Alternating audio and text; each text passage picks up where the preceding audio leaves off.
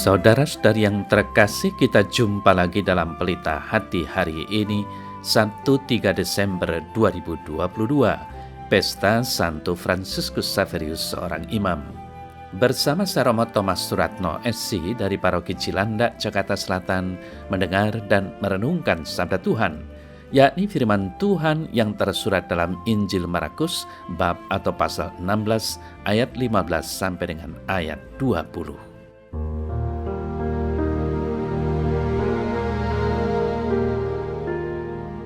Pada suatu hari, Yesus yang bangkit dari antara orang mati menampakkan diri kepada ke-11 murid dan berkata kepada mereka, "Pergilah ke seluruh dunia, beritakanlah Injil kepada segala makhluk. Siapa yang percaya dan dibaptis akan diselamatkan, tetapi siapa yang tidak percaya akan dihukum. Tanda-tanda ini akan menyertai orang-orang yang percaya. Mereka akan mengusir setan-setan demi namaku. Mereka akan berbicara dalam bahasa-bahasa yang baru bagi mereka. Mereka akan memegang ular, dan sekalipun mereka minum racun maut, mereka tidak akan mendapat celaka.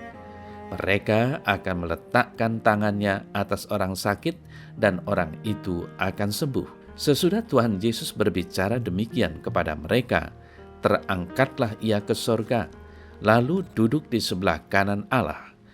Mereka pun pergilah memberitakan Injil ke segala penjuru, dan Tuhan turut bekerja dan meneguhkan firman itu dengan tanda-tanda yang menyertainya.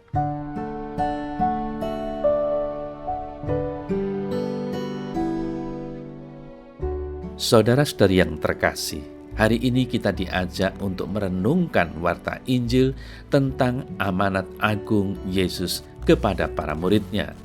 Isi amanat agung itu terdiri atas 3 hal, yakni pertama, perintah untuk mewartakan Injil kepada seluruh bangsa, bukan hanya bangsa Yahudi saja.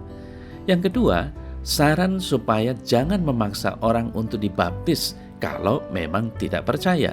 Lalu yang ketiga, janji Tuhan bagi orang yang percaya akan diselamatkan dan mengalami mukjizat. Saudara-saudari yang terkasih, semua orang Kristiani sudah tentu memiliki kewajiban untuk melaksanakan amanat agung Kristus itu dengan cara menjadi saksinya. Akan tetapi, mewartakan Injil Yesus bukanlah hal yang mudah diterima oleh banyak orang.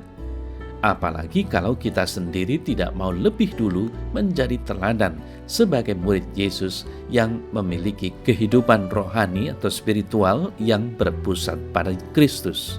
Apakah kita sudah menerapkan amanat Yesus itu kepada orang-orang yang kita jumpai, terutama kepada keluarga kita sendiri? Saudara-saudari yang terkasih, sadarilah bahwa amanat agung Yesus yang kita dengar dan renungkan hari ini merupakan perintah kepada kita semua. Dengan warta itu, tugas kita di dunia jelas adalah mewartakan kabar gembira kepada sesama manusia, kepada semua makhluk. Inilah hakikat panggilan kita sebagai gereja yang mewartakan kabar gembira Injil, yakni mewartakan kebaikan kepada segala bangsa tentang Yesus Kristus. Lalu bagaimana amanat agung itu dilaksanakan?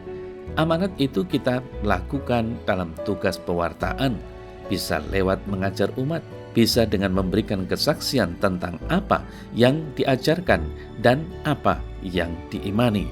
Saudara-saudari yang terkasih, Yesus yang naik ke surga berjanji akan datang kembali. Pengharapan iman ini perlu ditumbuh kembangkan melalui pelayanan, persekutuan, ibadah, dan pewartaan, atau dengan istilah yang lazim, diakonia, koinonia, liturgia, dan kerikma. Inilah tradisi rasuli yang terus hidup dalam persekutuan para murid Yesus. Kepada setiap murid diberikan anugerah Roh Kudus untuk membangun dan mengembangkan umat, untuk menyatukan dan menghantar umat kepada Tuhan, bukan sebaliknya. Kemudian, saudara-saudara yang terkasih, inti dari peristiwa kenaikan Tuhan Yesus seperti yang kita dengar tadi adalah perpisahan yang meninggalkan berkat dan rasa sukacita yang meliputi semua muridnya. Sukacita karena Tuhan Yesus bukan pergi tidak kembali meninggalkan murid-muridnya, melainkan pergi untuk mengutus Roh Kudus.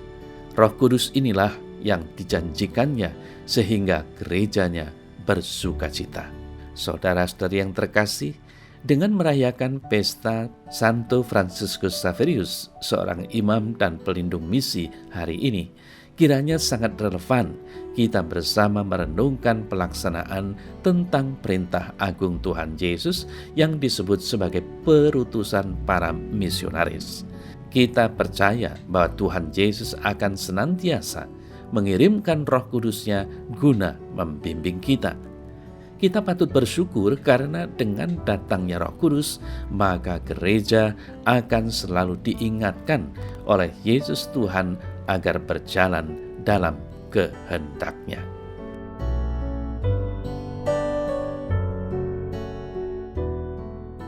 Dalam nama Bapa dan Putra dan Roh Kudus. Amin.